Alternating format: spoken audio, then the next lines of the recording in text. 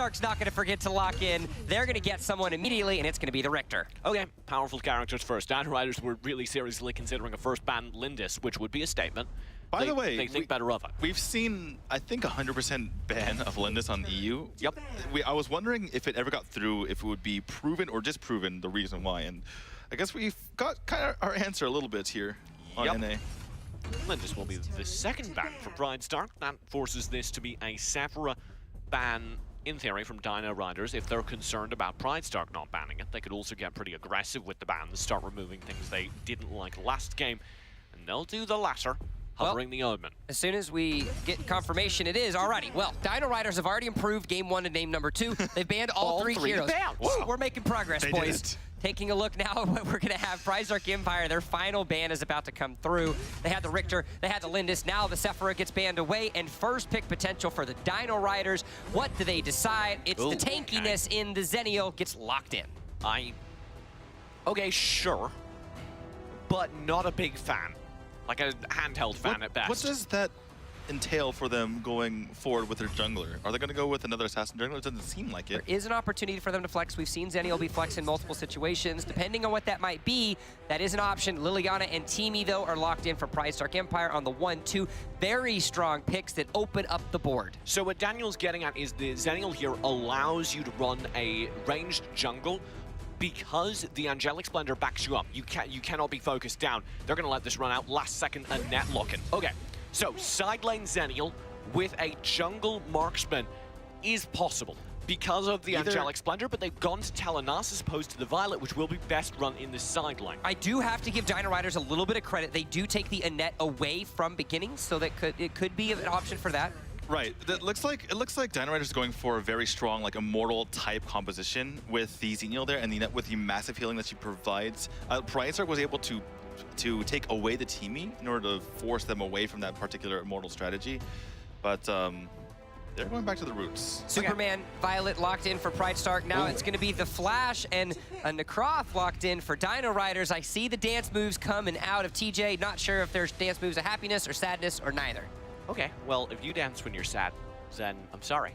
Or maybe that's a great coping mechanism. Never tried it. The Flash is really exciting for me because you can hard dive into the backline. If you're running a squishy character like, hey, a Violet, the Flash is actually a good answer. So I like it that Dino Riders are trying to do it, but I worry they've been pretty hard countered by the remainder of this draft. Because sure, maybe you dive in, maybe you force being a bro. The Teamy is there for the resurrect should the Violet get forced down. And you have so much CC engaged from the Crush Superman duo that the second you return, much like we saw with that Murad, there's big trouble waiting. It seems like there was some indecision on the side of Dino Riders, and I say that because it looks like CLC was going for the Kali, which what I would have liked. Just what Kali can do so well is outpoke the other side, and then they went the exact opposite direction and went with the Flash to try to double down on the fact that they have Necroth and get the damage in on the backline. What they're doing, it seems like to me, is have our weird termed Air Fortress composition in which they have so much chaos in the front that Telenas is able to get their damage in from the back, but that's only one form of damage. Yeah, and they don't have what we've seen so often with that lightweight Fortress comp is you run a Superman in the front lines because you need the CC to push people around. They really don't have that. They have the Zennial instead as their front line, and I don't like it. Did you notice that PrideStark took the Superman away? Yep. They noticed that coming. They said there's this weird Air Fortress comp where you have your Fortress just being the chaos in front, and then you have, from Superman, for instance, then you have that damage in the back. PrideStark took it away, and then they said, Flash, I guess he can kind of do that? What also terrifies me as well, though, is we saw what happened when PrideStark was able to get rolling in game number 1. Well, now that they have something like a Violet, like a Liliana, if by some quick chance, which we've seen already, they get ahead, good things are bound to happen for PrideStark Empire as game number 2 of the first North American match of the day has begun. It's all on this Telenas for me. Is there a way back for Dino Riders? If so, it probably rests with him. It absolutely does. I have to agree with you there because the Dino Riders side, they don't have that early game to their side. They need to farm up as much as possible and start taking these mid-game team fights.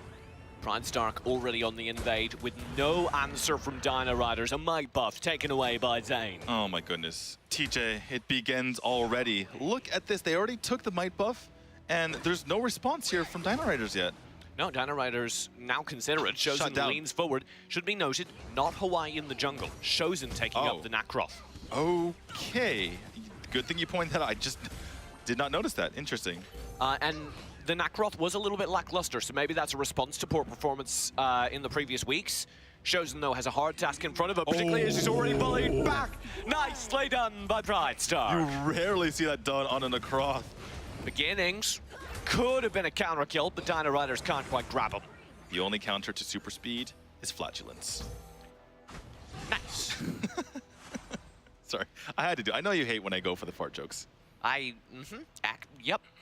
CLZ is, rough super speed into the wall. He will keep pressing forward, though, unable to steal away. And now KO's here, pushing him back, bullying him back. He doesn't have the super speed, and KZ Fox is there for the damage. Tobias doesn't land the wind cuffs. That could have gotten very dangerous indeed. Very much so. KZ Fox, he landed the blinding light in the end, but some of these skill shots missed there. KO was considering an interception run there in the top lane, not able to make it happen. Not so, but that means that Dino Riders does have position coming up on this Abyssal Dragon. Well, they decide to go for it. Instead, they're trying to push into these towers. The Abyssal itself is under focus from PrideStark now as Beginnings drifts in to get vision. Looks like neither team is trying to go for it because they want to reset. They want to go back to the jungle and start farming up, and that favors PrideStark, in my opinion. PrideStark themselves will get that Abyssal down to half HP.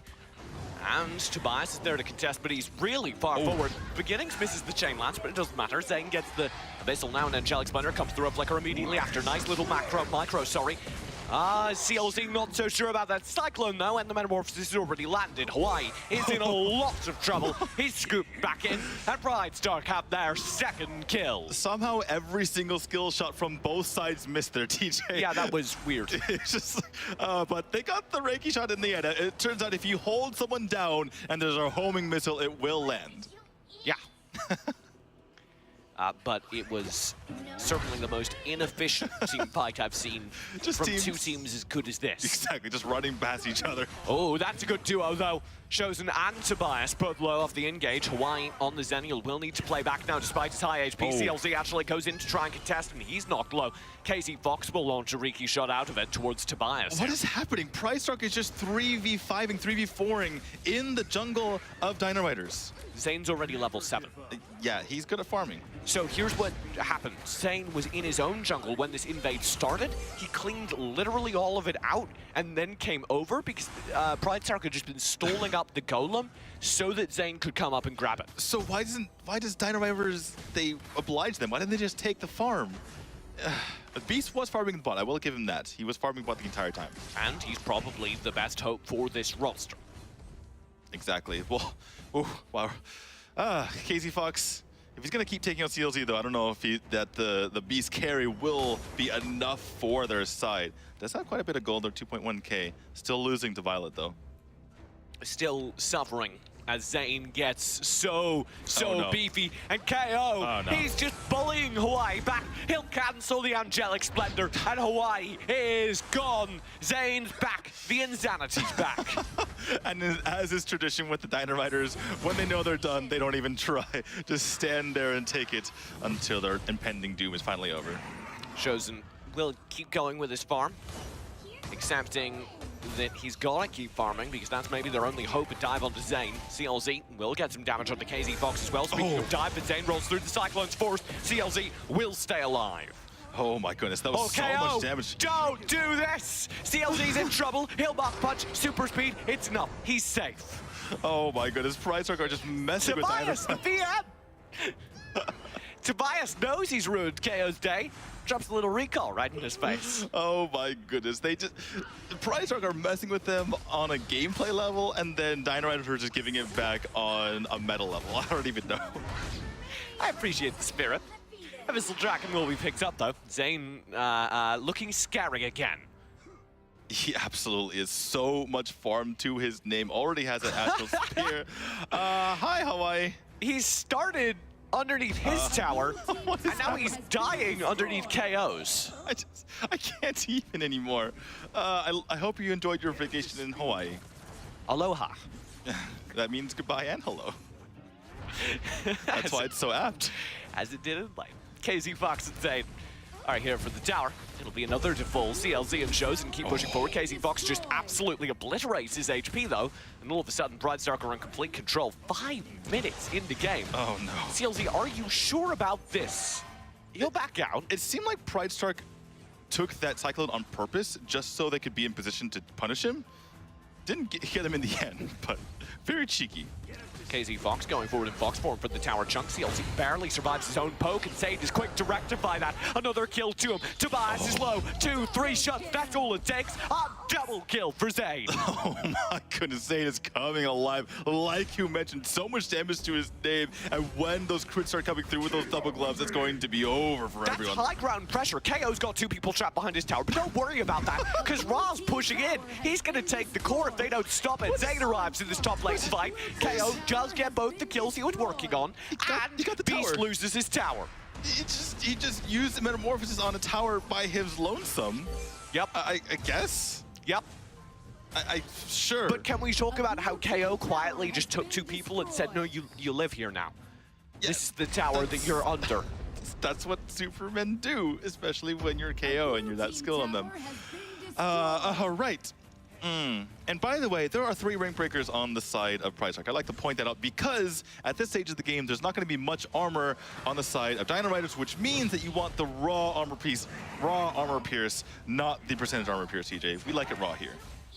Chosen will be in trouble having to dash over the wall. PrideStark spend the Metamorphosis, though, and keep chasing the entire team back. Hawaii, you're 2 levels behind beginnings. You cannot take this fight.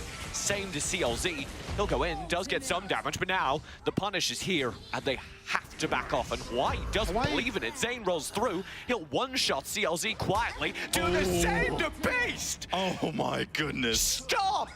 Tobias! Oh, Tobias, run, you're next. flee. You're next, Get Tobias. out of here! He'll hurricane wall. Zayd, tactical fire over the wall. Tobias is low, and he'll chase him all the way past the core. Zane, you could have gotten that kill. Come on. Come on, Zane. Be a Give man. it a moment. Beginnings is here to tank from now. They'll ruin the high ground. The entirety of PrideStark are already in the base. Here we go. There's the kill. There's the kills coming. Yep, Oh, finally. Zayd rolls through. Another kill to him. Hawaii trying to leave his base, trying to leave his... No, you can't. CLZ will come through. Hawaii quietly, angelic splendors inside the base. Now out to try and split push. What is happening in the bottom lane of the minimap? What is this? They're best. It's the split push duo, Chosen and Hawaii. Hey, this is actually possibly the best thing they could have done. Don't knock it. Chosen might get a tower if he's clever. KO declines it, but Chosen's very clever. He will get the tower. Credit to him. Hawaii now just needs to run, keep the focus on him, but there are so many players. Hawaii doesn't have anything left to live for. No. They'll get removed, but they did do their job. Dino Riders with a mark on the board. They got a tower. It wasn't a flawless victory. Yeah, they've kept it from being a perfect game. Credit to them. They got 1 kill and they got 1 tower. CLZ in the meantime will get a Sage Golem. Dino Riders keeping their spirit in this game and keeping the game relatively close until Tobias is caught out. Again, Zane will roll through, and he's gone. You say he gets a Sage Golem, but it was stolen. Yeah, Zane did get it. Oh, Raw got it, actually. Nice. Nice. Here's the minions arriving on the core. Beast is considered getting through, but Zane will take the core, and it's PrideStark, the Empire, marching on. Just while we were having a conversation, PrideStark end the game. They decide to put an end to this madness and put a cap on their 2-0 victory.